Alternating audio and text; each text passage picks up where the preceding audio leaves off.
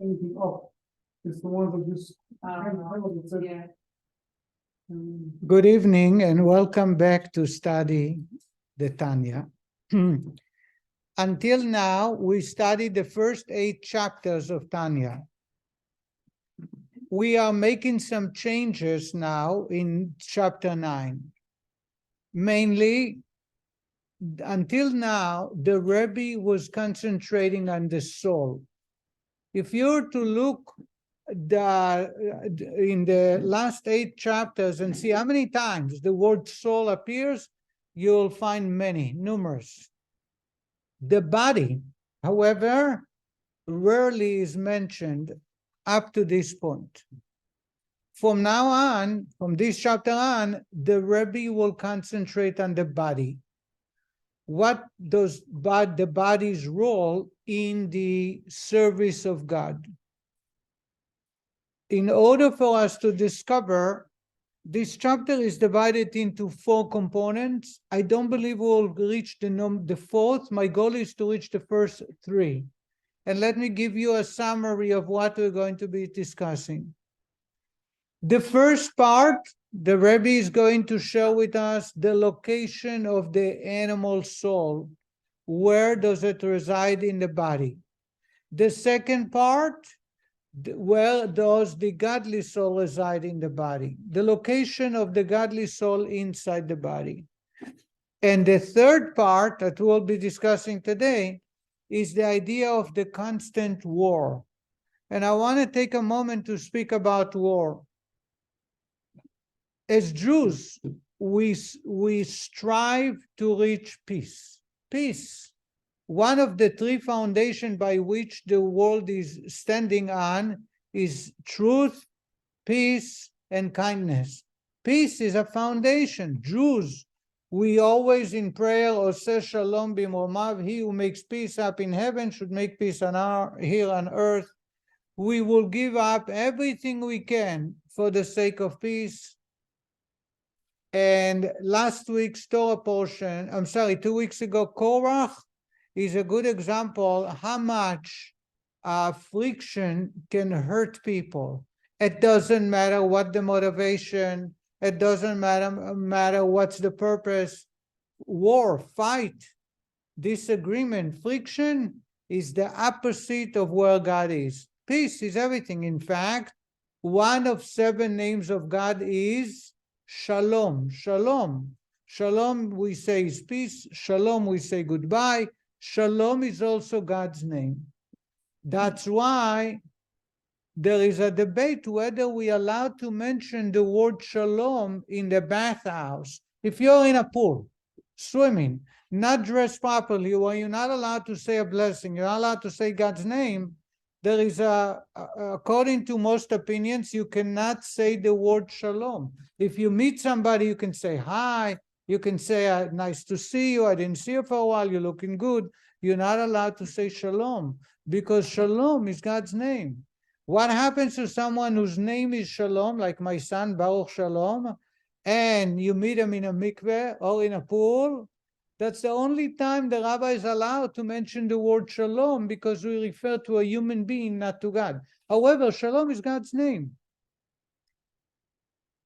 Comes the Kabbalah and the Torah and teaches us that actually God created us to fight a war continuously. It is an internal war. In order for us to be successful, we need to rid ourselves of any other war. You can't fight different wars in different directions, different theaters. And once we understand war is something that exists within us, you are unable, you realize why war and fight and friction is so much shunned upon by the Jewish tradition. How do you say war in Hebrew? Anybody knows? Milchama. How do you say bread in Hebrew? Amotzi lechem min haaretz. According to Kabbalah interpreters, the word war and the word bread have shared the same root. Lamed chet mem. Milchama, to come to bread. Lechem. And the reason is Bread is a constant need we cannot live without. We must consume. If I ate yesterday and I did not eat today, I'm hungry. I will starve to death if I do not continuously consume bread. Same is about the war. The internal war is a part and parcel of what defines us as human beings as opposed to other creatures, and therefore we need to concentrate on making peace all around so we can concentrate on the war. If someone thinks that we were created just to relax, retire, and enjoy ourselves on vacation, they're missing the point of what we were created for. So this is the third part which we will discover tonight. So number one is the location in the body of the animal soul. Number two, the location of the godly soul in the human body. And number three, the idea, the concept of war, a challenge within, the fact that life is hard, the fact that things don't come easy, the fact that every time I already learned my lesson and I should behave in a certain way, does not guarantee that tomorrow I will not be challenged again. Life is all about challenges. As soon as you open up your eyes, you're facing challenges. War, even though as a dirty word, so to say, in Judaism, it is for the reason that we are created to fight a war internally. And that's why lechem and milchama, bread and war, share the same root. Now, after having said this introduction, hopefully it will be easy to follow through the text.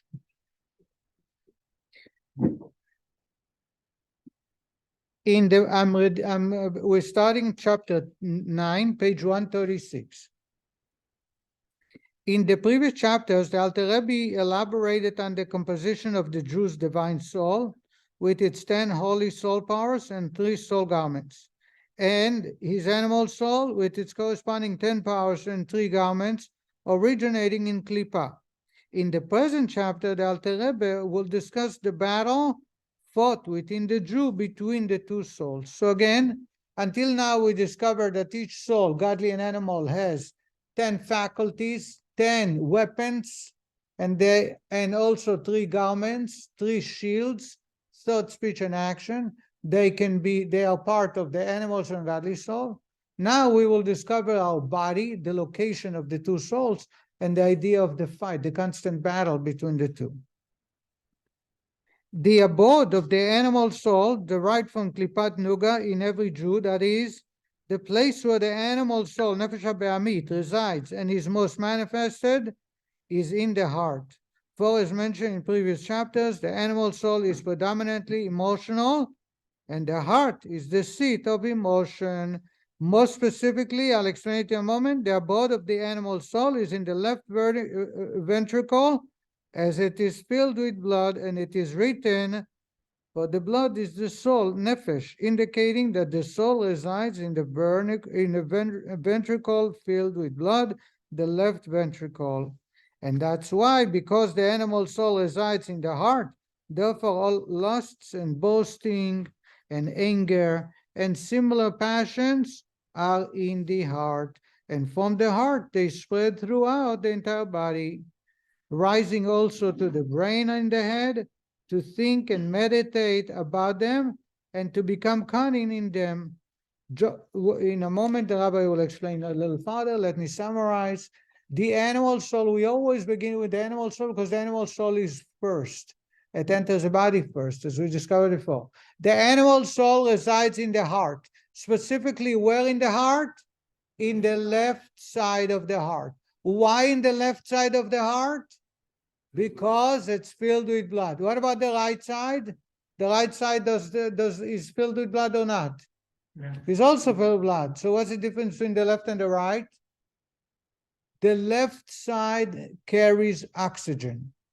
The right side receives the blood from the body, sends it to the lungs, where the lungs fill the blood with air, with oxygen, and then it turns back to the left side. That's what I discovered tonight. In other words, the rabbi is going to call the right side is empty of blood, It's not empty of blood. It's a blood that's called dead blood because it does not contain oxygen. Let me explain. The left blood, the left side of the heart has the pump that forces the blood, which is filled with oxygen, to the entire body, all over the body. When it returns, it enters back into the right side of the heart. By the time it returns, there is no oxygen in the heart. The right side will push the blood into the lungs. The lungs will mix in, add more oxygen, and send it back to the left side. Tell me if I'm correct. Am I correct or not?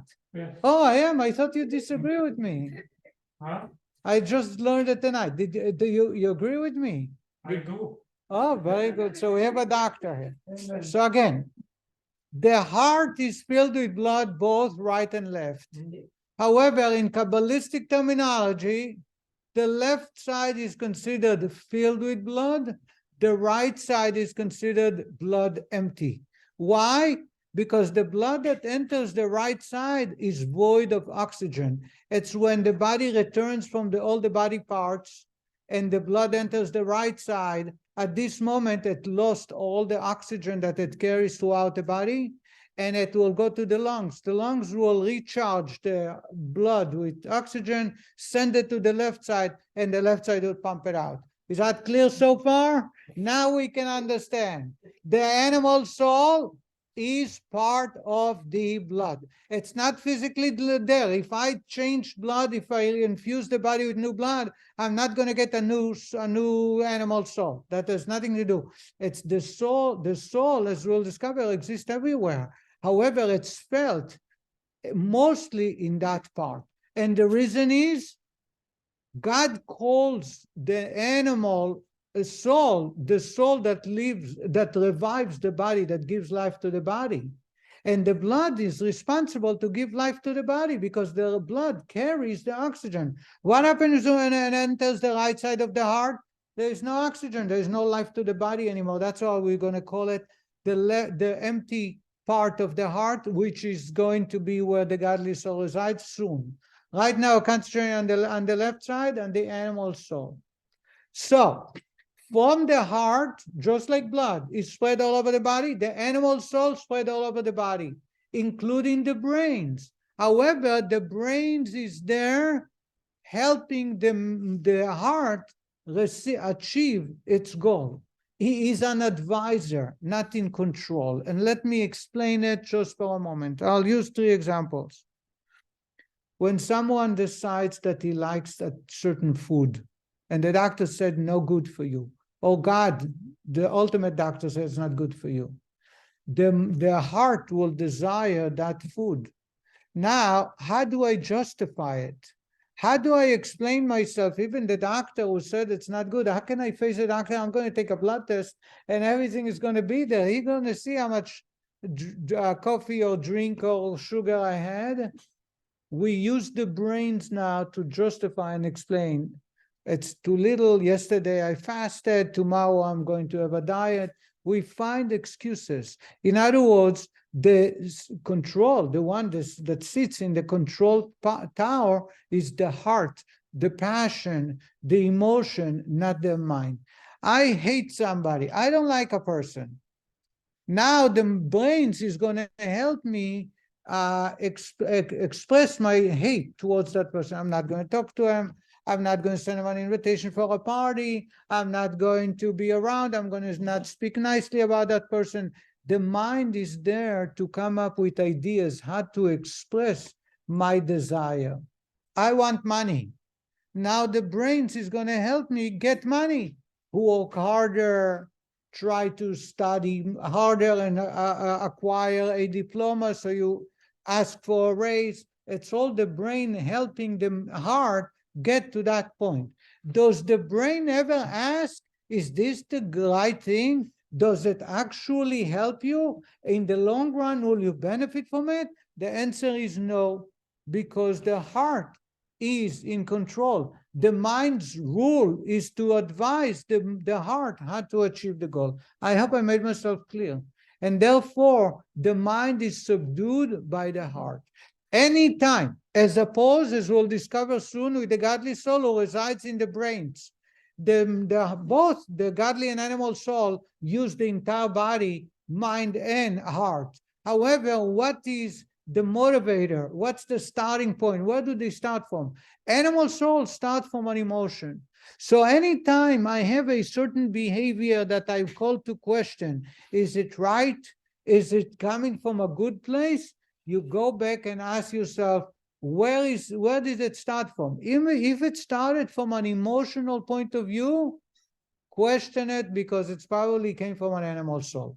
If it came from a calculated decision after the brain has decided it's the right thing or it's best, or it's going to make me a better person, or live longer, or be happier, or find a partner, then it must be from the godly soul. The reason the rabbi is telling us where it's coming from, as we'll discover soon, is because we need to know our enemy. We need, just like you go to war, as we'll discover the third part, is all about war, as I mentioned.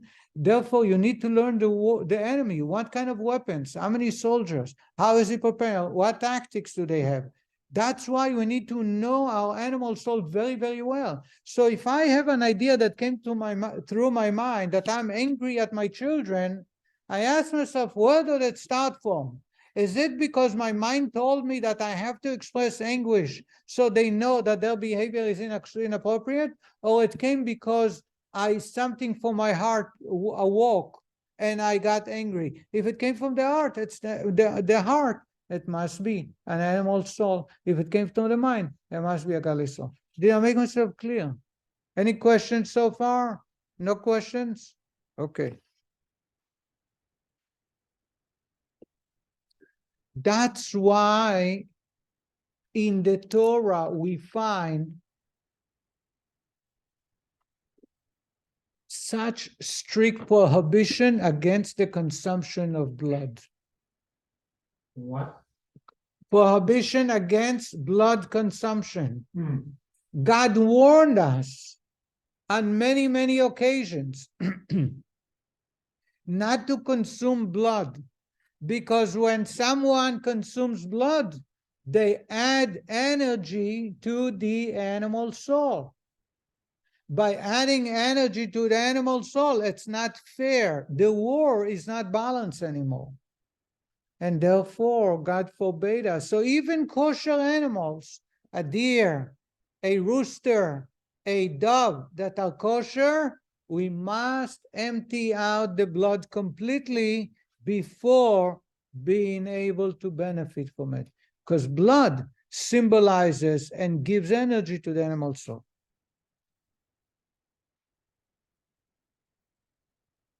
Let's continue. Rising also to the brain in the head, to think and meditate about them, and to become cunning in them.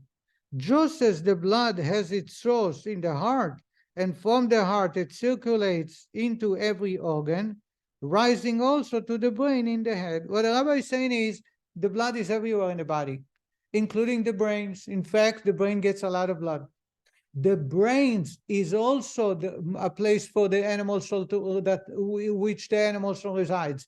However, it all starts from the heart. It starts just the blood. The blood with the oxygen begins moving from the heart. Similarly, the soul, nefesh, clothed in the blood, abides in the heart and spread out from there to pervade one's entire body.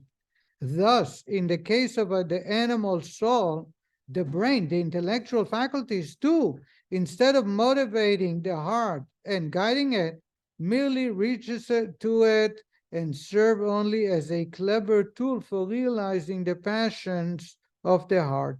In other words, the animal soul will control also the brains through the heart, from the heart to the blood, and makes the brains a advisor, a servant, a subservient to the heart.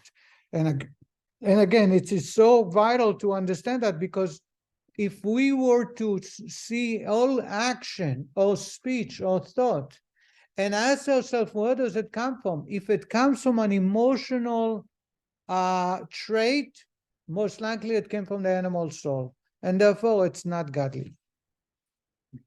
But now the second part. The abode of the divine soul is in the brains that are in the head, and from there it extends to all the limbs. Just like the heart on the left side contains the animal soul, and from there it's spread to all over the body, including the brains, the godly soul is where? It's in the brains. Because every behavior of the godly soul must be motivated by rationalization. Why is it good for me? How beneficial it is for me? Using the brains to be able to be motivated. The heart, the animal soul, will use the heart to motivate me. It makes no sense. It may not be healthy. I may be losing. I'm taking a risk, breaking into a bank.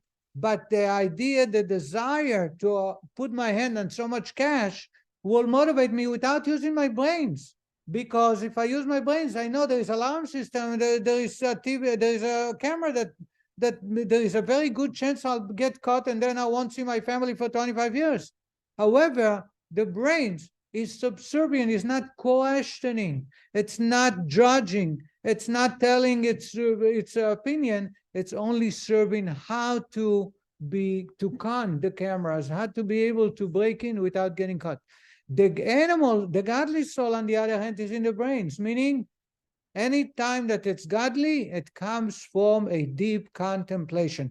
As we will discover in chapter 10, chapter 11, by the way, chapter 10, the rabbi is going to talk about winning the war. Chapter 11 would be talking about losing, giving up the war. And chapter 12 will talk about the Beinoni. Remember the Beinoni from the beginning, the middle one. So the next 3 chapters will be dealing with the war. But we're going to go back to this idea. Anytime I am motivated by godly soul, it has to come with proper contemplation and understanding. That's what Chabad is all about. Chabad, as we'll discover over here, Chabad in great details. Chochmah bin Adat, wisdom, understanding, and knowledge. In other words, every time the Rebbe, my Rebbe, the Alter Rebbe, would write letters motivating people to do something, before asking them to do something, he will explain it in great details so it makes sense in their brains, and only then ask them. There was the Alter Rebbe, the first Lubavitcher Rebbe, who would motivate the Hasidim to donate money to Jews who live in Israel. Because in Israel, there was no way to make ends meet. They couldn't afford it. There was not enough jobs. And they were the guardians of the Holy Land. So it was an obligation for the Jews all across the globe to assist them. And the Rebbe was among them. He would send once a year to help, to ask him to send. They would send it directly. The Rebbe would not take any part of it. But the way the Rebbe would do it is, first he will talk about living in Israel. Then he will talk about the brotherhood, that when someone else is missing something, it should hurt us. Then he will talk about our ability to feed our families, and some of our money is for extra luxury, while others are starving and unable to buy shoes for their children. And then he will say, you have an obligation and a great mitzvah to help the people, the poor people in Israel. In other words, you need, in Judaism, in Kabbalah, according to Kabbalah, the Jewish way in godliness starts from the brains. And therefore, every time we are motivated to do internally or externally, it needs to make sense and needs to resonate with this godly soul, with their brains, and only then it will motivate us to act. If I'm acting out of my heart, it's from the animal soul, it's not from godly soul. And that's what the rabbi is talking about.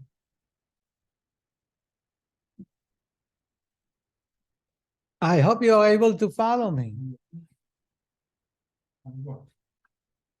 But the abode of the divine soul is in the brains that are in the head, and from there it extends to all the limbs. The divine soul is essentially intellective, and the brain is the seat of intellect, and therefore godliness begins with the brains. The divine soul resides also in the heart, in the right ventricle, where there is no blood. I told you, the rabbi calls it no blood, but it refers to blood that's empty of oxygen. As it is written, the heart of the wise man, that is the divine soul, in contrast with the animal soul, specifically the evil inclination, the Yetzer Hara, which is described as an old fool, is on his right. In the book of Ecclesiastes, it says, the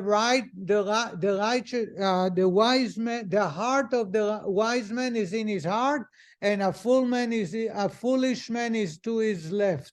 And one can ask, what do you mean the heart in one person is on the right side, the other person is on the left side? It's always on the same place.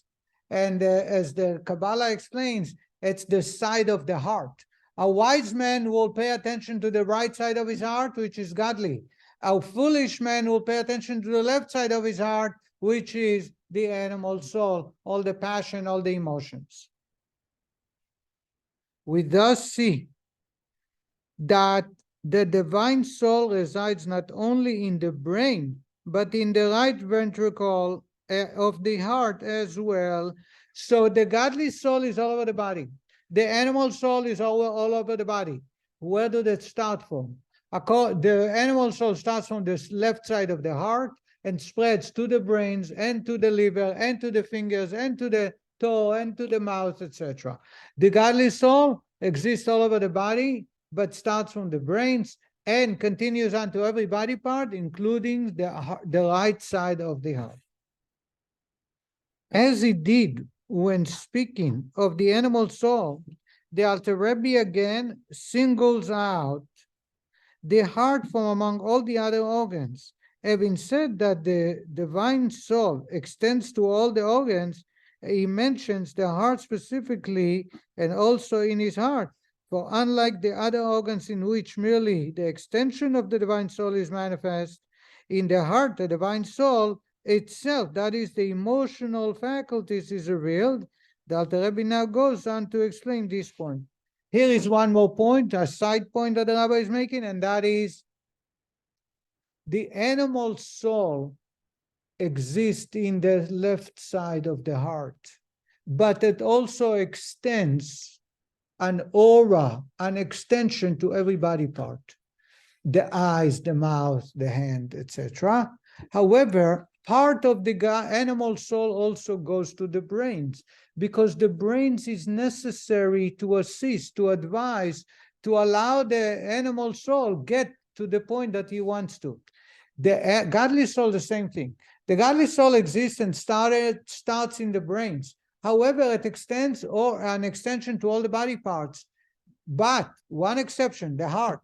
In the right side of the heart, there is one part of the godly soul. So if somebody asks me, where does the animal soul reside?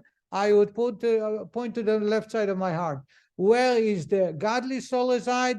I would point here and here on both places, because it's not an extension, it's the essence of the godly soul that also exists in the heart. As the Rabbi is going to tell us, it will help us reach the idea of serving God. We serve God not only with here, but also with the heart. And therefore, it needs to be the godly soul must be in the heart. And here is the Rabbi explaining it. This revelation in the heart of the divine soul residing in the brain is man's fiery love towards God, which flares up the heart of discerning man who utilize the power of Chokhmah, who understand and reflect with the faculty of Bina, understanding, by which they understand the matter in all its details and ramifications, and with the knowledge of the brain, that is, with the faculty of that knowledge, by which they immerse themselves and sensitize themselves in that which they understand. Thus, the love flares up in the heart of those who utilize all three faculties of Chokhmah, Bina, Da'at, and matters that arouse their love, that is, in contemplation of God's greatness, as the Alter Rebbe will soon conclude. What the Rabbi is saying is, if you want to connect to God, you need to use the heart. You need to fall in love with God. You need to stay away from disrespecting God out of respect to God. Respect is an emotion that exists in the heart. How do you do that? In the godliness, you start with the brains, contemplating and studying all God is doing, contemplating all the gifts God is providing us, contemplating how much more God will do if we please Him, contemplating how much God is protecting us just so we should be able to serve Him.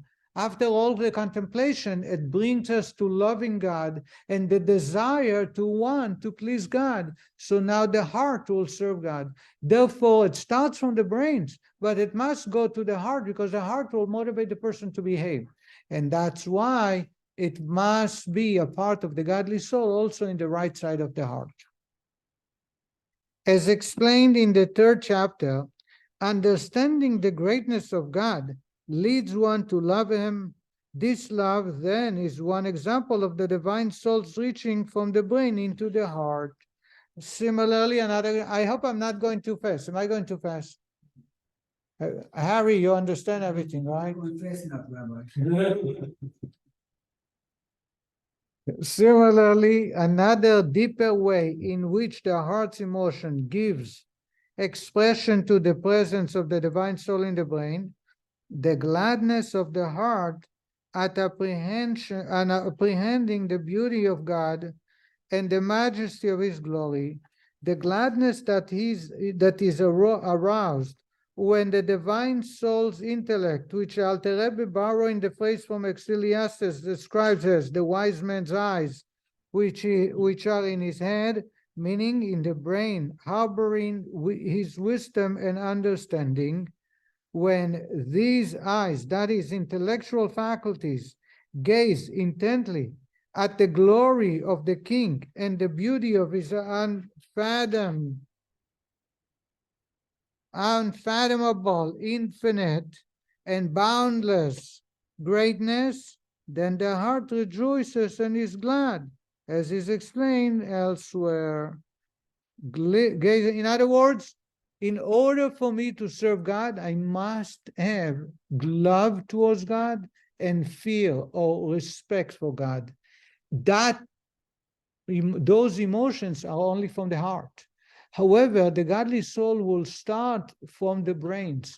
When we contemplate about God's greatness and how much we owe God and how kind God is, it will awake the love towards God and the respect for God. And therefore, the godly soul resides in the brains and in the right side of the heart. Gazing with the mind's eye means that one not only understands the greatness of God, but also perceives it as though seeing it with his very eyes. Such perception arouses great joy in one's heart, and this joy, like the love spoken of earlier, is a direct result and a manifestation of the intellect of the divine soul residing in the brain. Similarly, the other holy emotions in the heart too, such as fear of God and the like, originate from Chabad wisdom, understanding, knowledge in the brains. In other words, now we move into the 3rd part. In other words, what the Rabbi is telling us, the animal soul resides in the blood on the left side of the heart, and it is the motivator for all passionate and emotional behavior. That's why when someone emotions arouse, someone is extremely angry, is full of blood. You see that they get red. That's why when someone is upset or excited, his heartbeat, his blood pressure goes very high. What happens to people with a weak heart? We say to them, don't get too excited. Don't get to a situation that makes you upset. Why? Upsetting someone with a weak heart can cause them a lot of trouble because their heartbeat is going to go very fast. In other words, the expression of emotions is in the blood, not only in the heart. And let me explain it a little bit further. The soul is in the blood. The blood, even though all over the body, starts in the heart. And therefore, the soul is in the heart. How do I know the blood is connected to the heart, because you see, when people get excited, their blood pressure goes high. When people get angry, they turn red. They are very upset. They are turn red. Why? The blood is much, much stronger there. That's why every emotional or passionate behavior that starts from the heart is of the nature starting from the animal soul. Even though the animal soul exists in every, or the blood exists in every part of the body, including the brains, they are all subservients. They use their eyes to see what they want. They use their hands to grab what they want. They use the mouth to enjoy the food they like, etc. Godly soul is in the brains. It starts from brain, chokhmah, bina, dat, wisdom, knowledge, and understanding, contemplating what's good, what's right. That will awake the emotions to serve God. You cannot serve God without love and fear of God. Love and fear of God starts in the heart. It comes from the brains. That's when it is godly. There are other emotions that exist. Let me go through very quick. The next one is called compassion. Compassionate, tiferet, chesed, gvura. Let's talk about all seven. Chesed being kindness. I will be kind only when my brains dictate that it's good kindness. If I am helping a homeless person that is addicted to drugs and I give him a lot of money, it's not kindness, it's cruelty, because I enable that person. If I'm kind to my children when they need to behave in class, and I get the report that they are not doing well, or they don't speak respectfully, and I'm still kind to my children, that's not true kindness. In other words, if emotions come from the heart, if someone, I know some people like that they say to me, but I meant well. They say to me, but I am a kind person, I want to be kind. Even though their kindness is exactly the opposite. They cause a lot of damage, they hurt people, but they are trying to be kind. They excuse themselves that the act itself is a kind act. That's an act that comes from the animal soul. A godly soul contemplates, as we know about Abraham. Abraham was the epitome of kindness, but sometimes you'll be very strict. You take out a knife, a sword, and stop people and say to them, if you don't thank God, you got to pay me, and he will charge them an exuberant amount of money for all the food he fed them, because it was in the desert. He can charge them as much as he wants, unless they say, thank you, God. In other words, being kind, just giving, is not godly.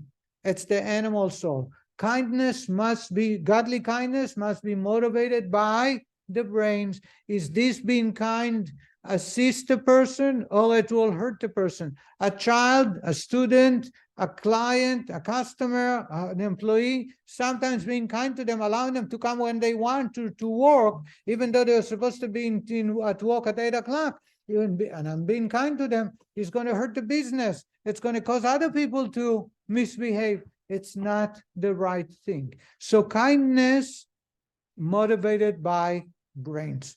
The next one is strictness. Strictness is setting boundaries. I have to be at minyan at 8 o'clock in the morning. And if someone is not there, I will say to them, they are bad boys, bad girls. They should be there on time.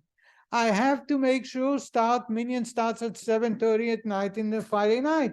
If people are not showing up and they say they will, we say, what happened to you? There has to be an accounting. It comes from the brain. And there has to, so therefore it's a very, very healthy. My son made a mistake recently, financially, and he was afraid that I'm going to be very angry at him. He's not a little boy, he's already grown up. And I said to him, actually, I'm not upset at you, I'm happy. You know why? Because it's a very, very cheap tuition for the school of life. You've learned your lesson, cost you $400, but the $400 will make sure that in the future you will not make mistakes of thousands and thousands. So actually, I'm very happy that you graduated from the school of life. In other words, discipline, paying a price, so to say, for making a mistake, is not necessarily so evil, because it comes from the brains, it comes from a good place, you realize it serves a good purpose. The next one is tiferet, or beauty. The idea of beauty is in the godly way is to try and please others, be kind to others, but in a way that the brain dictates. If people wants me to be kind to them by making me go to the movies on Shabbat, or by joining them and eating not kosher, that's when I say that's not the kind of life I have. That's the beauty of my, so to say, life that I am creating, and I am making sure that my surrounding find without being ashamed. The next one is Netzach. Netzach is victory in the simple translation. In the deeper meaning is to not give up. If I'm setting goals, my mind says that I have to stick to my goals, and therefore I have to continuously try, and if I fail, I try again. If I do not try many times, then I have nobody to blame. That's the idea of Netzach from a godly, from a so to say, a holy point of view, because it's motivated by the brains. The brain says, if other people are able to achieve it, there is no reason I shouldn't. And if I did not, maybe because I didn't try enough, maybe because I did not have the right tools, maybe because I have to tackle it from a different angle. But eventually I have to get there, not giving up. And I use the example that everyone in the professional sports, those who are major athletes, anybody knows how many hours of average number of hours of training that they take, any one of the major athletes that we know?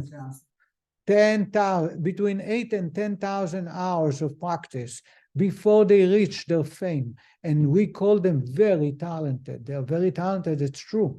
Most people cannot throw a ball or defend a ball or whatever, tennis, golf, football, whatever they did. Nobody can do or swim or run as fast as they are, and will never be able to. However, they didn't get there just because they have the talent.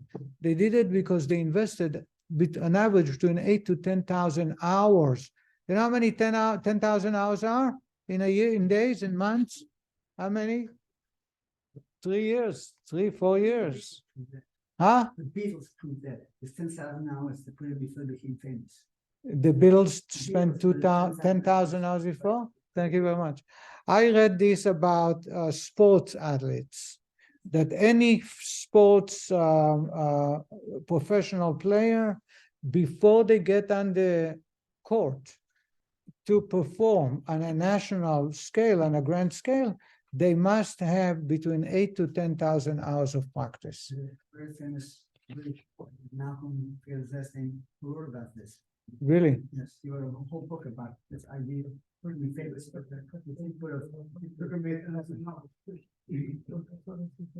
now you only have 1,000 hours. All right. So that's the four. So Chesed, Gvura, Tiferet. Now we talk about Netzach, victory. The idea that practice makes perfect. If you keep practicing, you will reach it. Don't give up. The next one is Hod. Hod is humility. The idea of humility is not to be allowed others in holiness. In holiness, I'm not talking about unholiness. The idea of humility in holiness is not to allow others to influence me.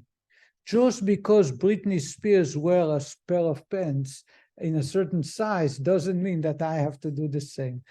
Just because other players or the fashion trend is a certain way doesn't mean that that's my life. In other words, even though we practice humility, we guard that humility from allowing others to affect it or influence it. That's the idea that the brains dictates humility, that there are places for humility and there are places to defend ourselves.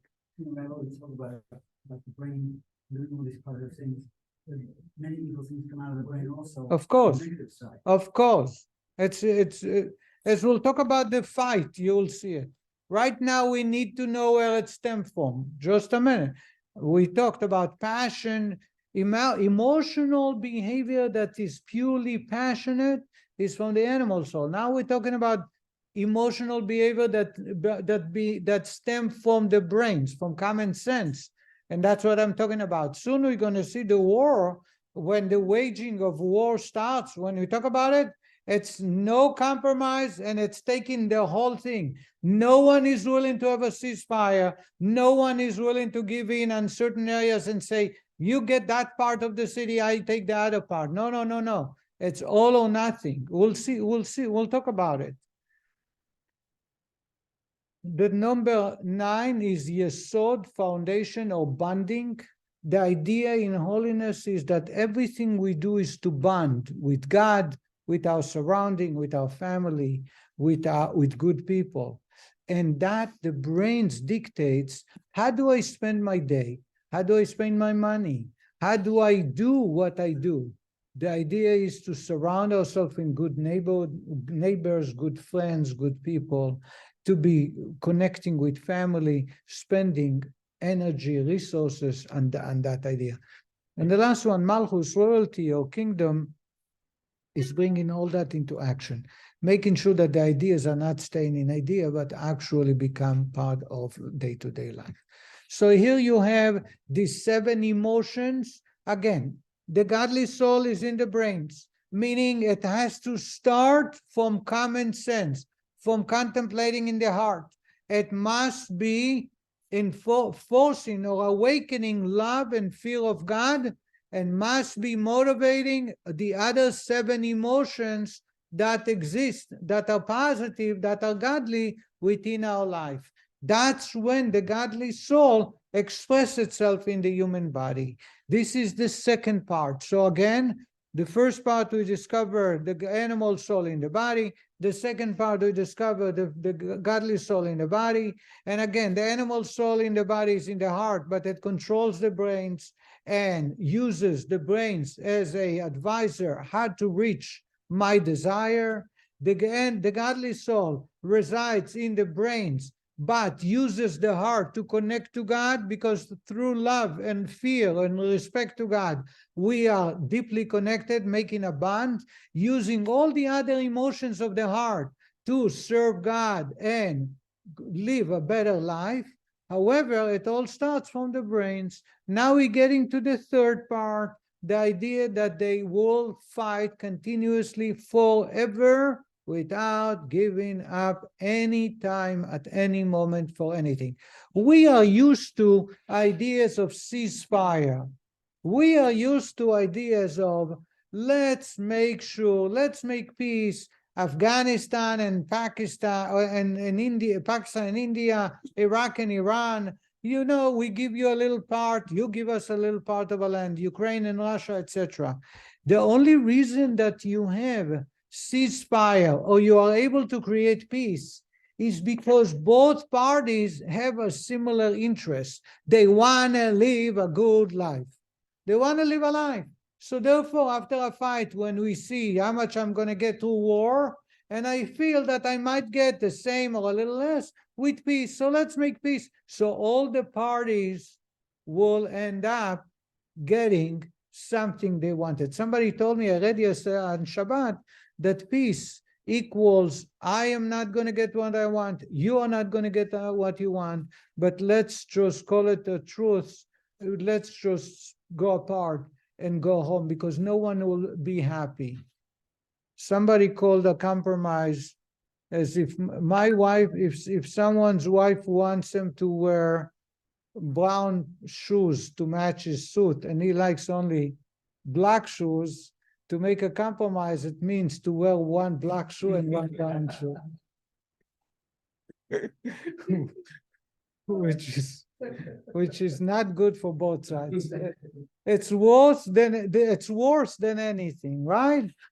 But when you have war between 2 nations and you are able to get them into a peaceful agreement, it is because both have an interest that is similar, that is the same for both, and therefore they are both getting something or part of what they want. In the godly and animal soul, the conflict is so far apart that there is never going to be a ceasefire. There is never going to be a compromise. There is never going to be, you take one territory, I take another territory. It doesn't exist. From the moment they start, as long as we're breathing, the war goes on. You have a chance. Winning, allowing one side. Always one side wins. You have a chance. You give up or you fight for the right side. As soon as you win, you're not guaranteed, because tomorrow it will start all over again, or every single day. Winning today is great for today. Tomorrow, the fight begins again. If there wouldn't be a winning position, but everybody wins, then winning wouldn't be as what it is. There's always one person that takes the first place. You don't have to Very take good the point. first place. I agree with you, and I have a story to illustrate it.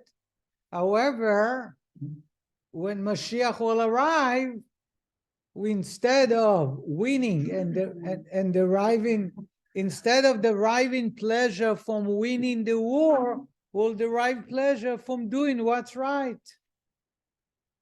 Because knowledge will prove the rest. Because knowledge will prevail. Very good. The godly soul will be all over. So we will stop here and get next week to the third point of the fight between the two souls. Thank you very much, everybody. I have to make an annotation.